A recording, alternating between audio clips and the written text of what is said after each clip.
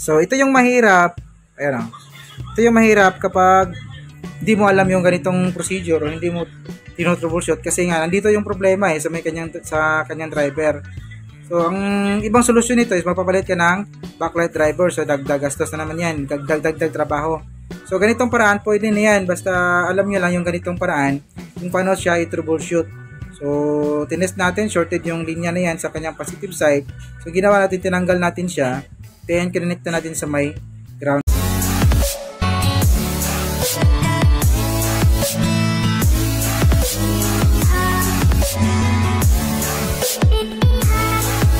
Ng araw sa inyong lahat, mga paps, and welcome back sa inyong channel, no? So, for this video, meron to yung ginagawa dito, bali isang LG 24 inches, maliit lang to na TV, no? Ito yung kanyang model.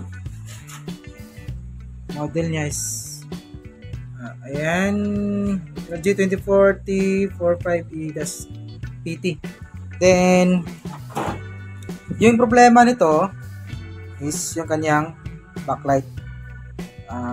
Problema nito, backlight. So, ito yung kanyang backlight, oh. Ito yung strip natin na pinalitan, balito, ito yung kanyang sira, original to, ito yung kanyang sira. Tapos, meron na tayong, nag-order tayo ng parts, ito. Ayan. At naikabit na rin natin yan. So, hindi ko na sana ito gagawa ng video. Kaso lang, nagkaroon siya ng problema, eh. Ang problema nito, kalahati lang ng, ganito kasi yung kanyang, yung kanyang backlight strip. Kalahati lang ng backlight strip na to yung nakailaw or yung umiilaw. Yung kalahati naman dito papuntang baba, asan yan? Dito sa may puntang baba, hindi po siya umiilaw, no? So, tingnan nyo. Pakita natin. Yan, bali na ikabit na po natin yung bagong backlight nito. Yan. Isak natin, no? So, angat natin yung unit. Ayun, naka-display na siya. Mapapansin nyo, medyo madilim yung bandang baba. Ayan, ang bandang baba to. Ayan, to yung bandang ilalim. Medyo madilim siya kasi nga yung kalahati ng lead strip natin ay hindi po siya nakailaw. Yung bandang taas lang, kaya maliwanag po sa may bandang taas. Ayan. So, kung chinek natin yung kanyang backlight strip, okay naman, wala namang problema. So, tinesting natin na backlight tester. Okay naman siya, wala namang problema yung nabili natin, no? Problema is nandito sa kanyang circuit natin. So, wait lang at tutulungan lang kasi nagtatayo na. Yan, so, continue tayo, no? So, yung problema is nandito sa kanyang circuit. Eto. Ayan. So, bunutin ko lang para walang disgrasya. So, dito, yun. Yung lang yan. Camera natin. So, ito yung supply, yung positive side. Ito. 1, 2, 3, 4, 5. Yung lahat, yung yung ang dapat is yung supply na talaga yung positive side nito is 1, 2, 3, 4, yung apat lang na linya na to. Tapos yung dalawa, ito yung negative side ng ating strip. Ito sa may bandang baba, ito naman sa may bandang taas. Yan, galing po yan dito sa ating backlight driver. Dito po yan nagagaling. Ang problema ngayon, kaya hindi nakailaw yung bandang baba kasi yung negative side niya nagaling dito sa may driver natin is shorted po siya dito sa may positive side. So, kung sinasaksak natin, ito nakahang yan kasi meron tayong gagawin. Nakahang yung negative side ng babang side ng strip natin.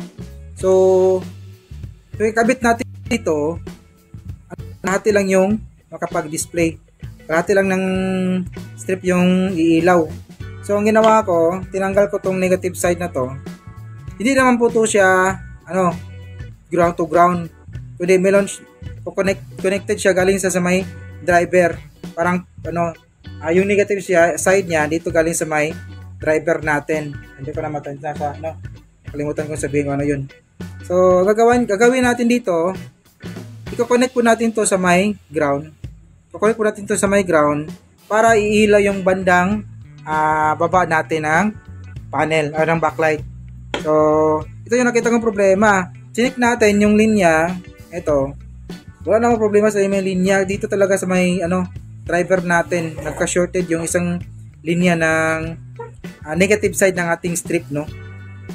Hindi. Source. Mismo hindi yung backlight natin kasi okay yung backlight. Yung dito sa may source mismo niya. yung negative side. So ito yung gagawin natin. Saksak ko lang. Ayan, saksak natin. Ayan, saksak. Tapos angat natin to. Then ito, i-connect natin to sa my ground. Ito sa my ground. So, wait lang. Wait. Ay, hinang ko lang muna para diretso na yung video. So, ito, naikabit na po natin. Ayan, nahihinang na po natin yung isang side nating linya sa my ground. Ayan.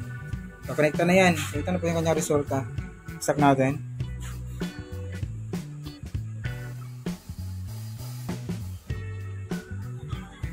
Ayan, tingnan nyo. Pumantay na yung kanyang ilaw. So, umilaw na rin yung bandang babang side. So, ito yung mahirap. Ayan o. Ito yung mahirap kapag hindi mo alam yung ganitong procedure o hindi mo tinotroubleshoot kasi nga, nandito yung problema sa kanyang driver. So, ang ibang solusyon nito is magpapalit ka ng backlight driver. So, dagdag gastos na naman yan. Dagdag trabaho. So, ganitong paraan, pwede na yan. Basta alam nyo lang yung ganitong paraan kung paano siya i-troubleshoot. So, tinest natin, shorted yung linya na yan sa kanyang positive side. So, ginawa natin, tinanggal natin siya. Then, kinonect natin sa may ground. So, yung isang side, okay naman. Ayan o, natili po dyan. Ito yung panghuli. Steady po yan. Bali, ito, yan yung negative side din ng ating step sa may bandang taas. Ito naman sa may bandang baba. So, hindi siya iilaw kung nakakonekta dito sa kanyang socket. Ginawa natin, pinull out natin siya, kinonect natin sa my ground. Medyo mahaba yung troubleshooting natin kanina dito. Sa akin is, recap lang po yung ginagawa natin. Baka sakaling meron kayong ma-encounter ng ganitong problema. So, alam niyo na kung anong solusyon dito kapag mga ganong sitwasyon, no? Hindi makailaw yung kalahati ng strip natin. So, sa mga gustong mag-order, meron kayong, mga ganitong unit, sira yung backlight. Ito yung in-order natin na backlight strip for LG. Ito yung kanyang model, Ayan, model. Ayan. So, lalagay ko po yung link dito sa my description natin, para hindi na kayo mahirapan, diretso na kayo sa may sa may product talaga. So, lagay natin sa my comment section at saka description natin, Ayun. So, hanggang dito lang yung video natin, mga paps, and sana kayo panoy. Kung nakatulong sa inyo yung video na to, huwag kalimutan mag-like, mag-share, and mag-subscribe sa ating YouTube channel, at para dumami na rin yung mga subscriber natin. So, hanggang dito na lang. Peace out.